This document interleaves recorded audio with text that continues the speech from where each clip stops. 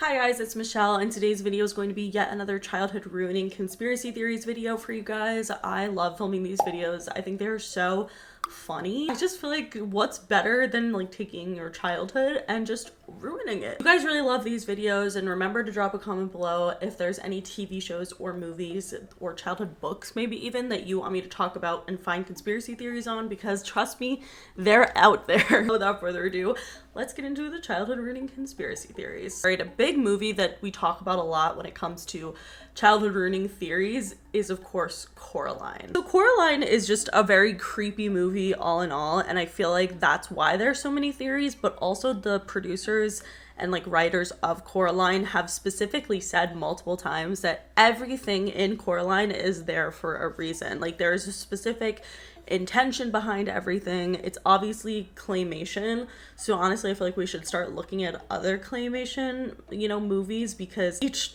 detail takes more effort to make, so they're not just gonna put random things in there for no reason, you know what I mean? There's this one TikToker that I'll link below who literally dedicates her entire TikTok page to picking up on these creepy Easter eggs or talking about conspiracy theories revolving Coraline, and honestly it's just 10 out of 10. This particular theory actually really creeped me out. Honestly, kind of made me wonder what the hell is going on in the heads of the producers, because this shit's dark. So the opening sequence of Coraline is something that we've talked about before, because it seems like, and I'm pretty sure that this is definitely the intention that they had when filming Coraline, it seems like the beldam is using this embalming kit on the doll that is supposed to look like YB's grandmother's sister. She's turning this doll into Coraline, signifying that Coraline is her next victim. Somehow it gets darker and creepier, but this TikTok user pointed out that the sound in the background during like the whole embalming scene is a lullaby. And when do you listen to lullabies? When you're putting someone or something to sleep or to rest. So this sequence is quite literally signifying that the beldam is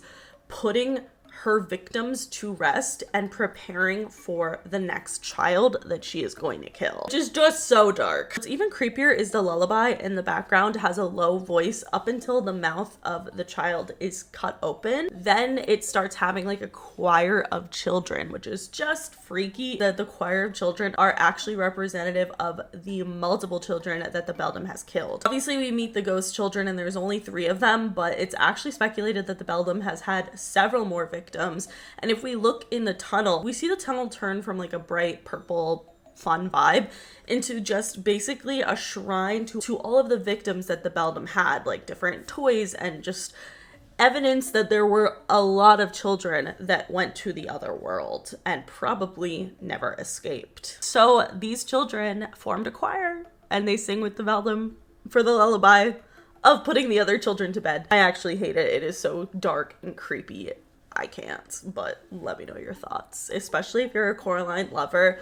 I feel like you learn something new every time you watch that damn movie, so it's very interesting. All right, the next theory that I want to talk about has to do with SpongeBob. It is the theory of the origin of SpongeBob, and it is really dark and honestly, in my opinion, way too elaborate and detailed to be false. Like I feel like it must be true. So this theory originated years ago on Reddit. Essentially a user pointed out that perhaps the Bikini Bottom was named the Bikini Bottom because it exists under the Bikini Atoll. So the Bikini Atoll is a coral reef in the Marshall Islands that was used for nuclear testing by the US from 1946 to 1958. The theory continues that the reason the Bikini Bottom has these characters that can talk and have, human-like features is because of the nuclear testing. That radiation from the testing of the Bikini Atoll basically made the creatures in SpongeBob's town be able to, evolve and have these weird mutations that made them appear more human-like. It also kind of explains why the fashion and the technology in SpongeBob never really grew with the times, and it was really stuck in the 1950s, which is when these nuclear testings were happening. I actually think this theory makes so much sense, and I would say that it's probably accurate. And if you look into the different explosions in the Bikini Bottom that happened in SpongeBob, they all look like the same nuclear explosions that happened at the Bikini Atoll. And obviously the names just being so similar, I would say that this is a canon theory. I think that this is 100% true. Personally, I believe it. All right, the next theory that I want to talk about revolves around one of my favorite movies of all time, the Corpse Bride. I had no idea that the Corpse Bride had such dark origins, but it's actually low-key based on a true story. It freaks me the fuck out. A man named Karl Tanzler was born in Germany on February 8th of 1877. He grew up in Germany and then later relocated to the United States, specifically Florida. After arriving in Zephyr Hills, Florida, he actually ended up taking a job at the U.S. Marine Hospital in Key West as a radiology technician. Karl was kind of a weird person. Like, growing up, he was super strange, according to his relatives. He even claimed that one time when he was traveling to Italy, that he was visited by visions of a dead ancestor who told him that his true love was an exotic, dark-haired woman that he would meet in the future. On April 22nd of 1930, Karl ended up meeting a woman who matched his exact visions that he had gotten as a child. While working in the hospital, a 22-year-old woman named Maria Elena, aka Helen, she was a local Cuban-American woman who had been brought to the hospital by her mother. Karl immediately was drawn to Helen and absolutely obsessed with her because she looked exactly like how his true soulmate or true love was supposed to look according to his visions. Helen was sadly diagnosed with tuberculosis, which at the time was basically a death sentence, but Karl insisted on becoming friends with Helen. I guess their friendship was very one-sided and weird. Like, he was literally a doctor there and she was just dying. And a lot of people who were around at the time claimed that it was very one-sided. Like, he was in love with her and obsessed with her, and she was just like, bro, I'm just like, I have tuberculosis. Karl showered her with gifts, and even though he was just a radiology technician, he tried to cure her several times with just like different homemade medicines. He would also bring like specific weird x-ray machine that he had made from his house. He was just a weird guy. But unfortunately, on October 25th of 1931, Helen passed away from her tuberculosis. Karl even paid for Helen's funeral with the permission of her family, and he paid for the construction of an above-ground mausoleum at the Key West Cemetery, which he visited almost every single night. And keep in mind, he knew this woman for like a year. And also she's like, was dying the whole time. Whatever. So things got weirder because one evening in 1933, Karl crept into the cemetery where Helen was buried and removed her body from her casket and brought her to his home in a toy wagon, which just, why would you do that? Karl claimed that Helen's spirit told him many times to take her from the grave and bring her home with him, and all. You know, he did it, but like, he probably like should not have. Like, that's just like not, I don't think that she was talking to you, bro. So as Helen's skin would decompose, he would actually take pieces of cloth covered in wax to replace it, and he put glass eyeballs in her eyes and got her a wig and just filled up her body with rags so that it would keep its original form. He would use perfume and disinfectants to mask the smell of the decaying body, and literally slept with this corpse bride, like creepy as hell. In October of 1940, Helen's sister Florinda actually heard rumors that Karl was sleeping with the body of her dead sister. Don't understand how there were just like rumors of that, like but besides the point. Actually, the rumors of that came from Karl dancing with Helen's corpse in front of an open window, and I guess the neighbors saw it and were like, that's strange, and decided to alert Helen's family. Florinda ended up confronting Karl and notifying the authorities, and Karl was arrested and detained. However, the case ended up being dropped because the statute of limitations had passed from when he stole the body, which is like literally insane. For the rest of his life, until he died at the age of 75 years old, he created like a wax figure version of Helen, which maybe you should have done in the first place, which, I mean, don't do that. That's weird. But like, if you're gonna do that over robbing a grave, like, I guess create the wax figure, but you're still a fucking freak. And lived with that until his death. Yeah, so real life Corpse Bride, and that was the inspiration for Tim Burton's Corpse Bride, and that is terrifying. All right, the next two theories that we're going to be talking about come from the Fairly Odd Parents. Fairly Odd Parents was one of my favorite shows as a kid, and honestly, I really believe these theories. They make a lot of sense. First theory is that Cosmo and Wanda are actually Timmy's biological parents. Stay with me. So the theory goes that Cosmo and Wanda actually died in a car accident, leaving Timmy behind, and Timmy was forced into the foster care system and adopted by the Turners. The theory continues that Cosmo and Wanda in the form of godparents was kind of made up in Timmy's head so that he could cope with their death, which is just really freaking dark, and I hate it. Next theory, honestly, this one I believe even more. It's crazy. It's basically the theory that the entire point of the Fairly Odd Parents cartoon is to show Timmy, and presumably the audience as well,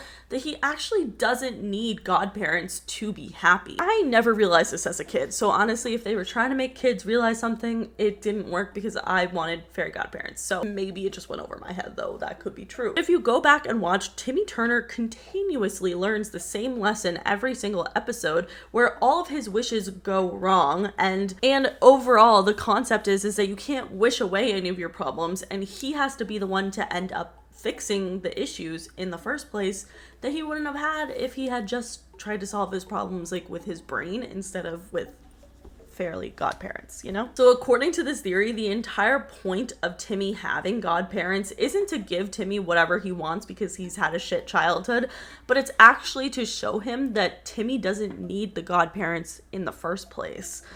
I think this is kind of like a sweetie vibe. Like, I feel like that makes so much sense. I believe it. All right, the next theory I want to talk about comes from Harry Potter. I love Harry Potter, and I think that this theory is very interesting, and I think it's true. It's basically the idea that Harry Potter is actually immortal. So the entire prophecy of Harry and Voldemort is that either of them must die at the hand of the other because neither of them can live while the other survives. So this prophecy is actually kind of suggesting that both Harry and Voldemort are immortal and cannot die by any other way besides at the hand of each other. So going along with that concept, that would mean that when Harry killed Voldemort, he became immortal because the one person or one thing that could kill him was now gone. Harry Potter really went from being the boy who lived to the boy who lived forever. I actually think it's kind of sad that this is true because Harry sacrificed having the chance to like meet his family members and loved ones after death because he,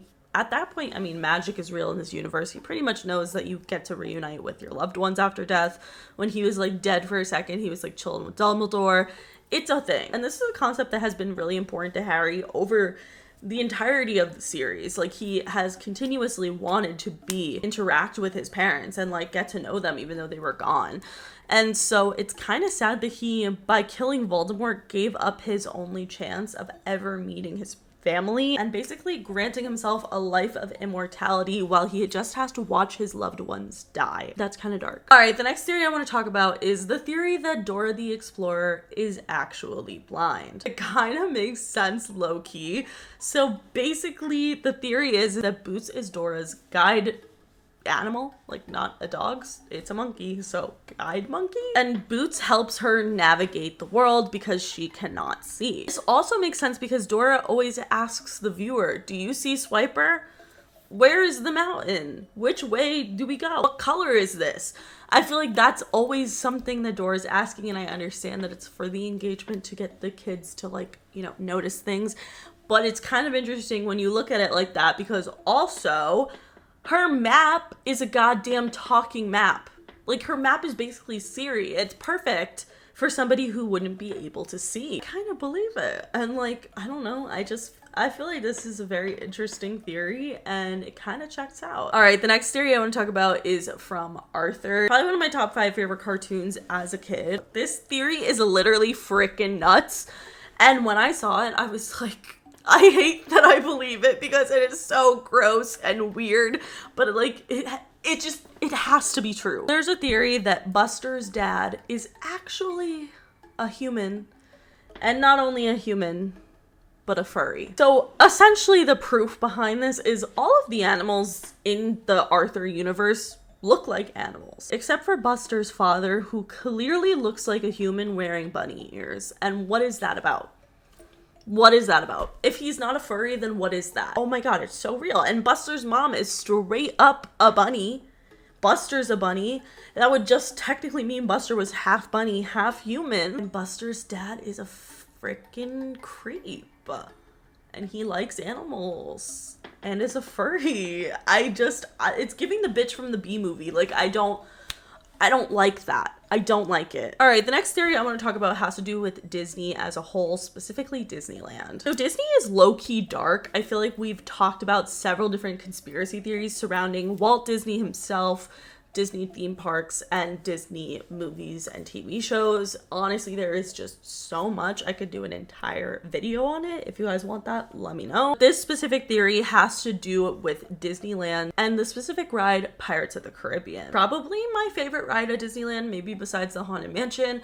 I love it. It's a great time. At Disneyland, though, it's low-key scary. Why does no one talk about that? Like, there's like a significant drop at Disneyland, but at Disney World, it's like a kid's ride. Basically, when Pirates of the Caribbean was first opened, Disneyland tried to use like fake skeletons, obviously, in the ride, but Walt Disney hated the way it looked, and he said, nah, let's get some real bones up in this bitch. Walt Disney ended up calling up UCLA Medical Center and retrieved real human remains to put in the ride at a children's theme park.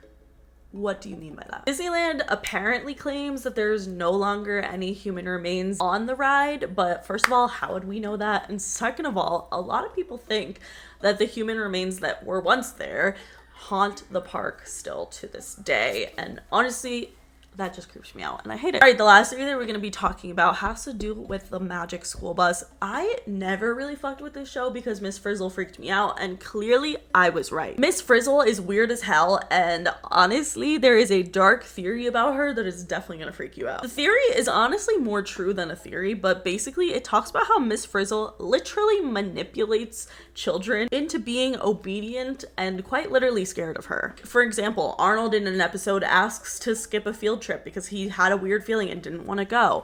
And Miss Frizzle's like, yeah, that's fine. And then they shrink the school bus down and take the field trip inside of Arnold's body, which, like, what the fuck? This is just sending the message that if you miss a field trip and you fuck with Miss Frizzle, there will be consequences. It points out that this is true because everyone loved missing school as a kid. I feel like a lot of people would fake being sick. There's an episode where Ralphie is sick and his mom is like, you have to stay home, bro. He's like freaking out, not wanting to stay home, because if you disobey Miss Frizzle and miss a field trip, there will be consequences. And there were. They all showed up at Ralphie's house and shrunk the school bus down and went into his stomach.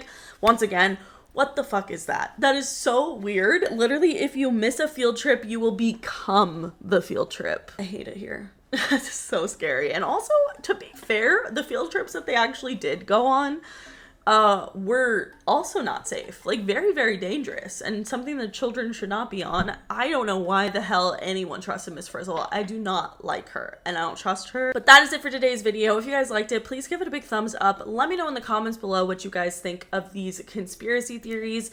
And like I said, let me know in the comments any TV shows or movies that you want me to talk about the conspiracy theories behind. Let me know. But that is it. Make sure you follow me on Twitter, TikTok, and Instagram, and subscribe for new videos every week. And I'll see you guys later. Bye.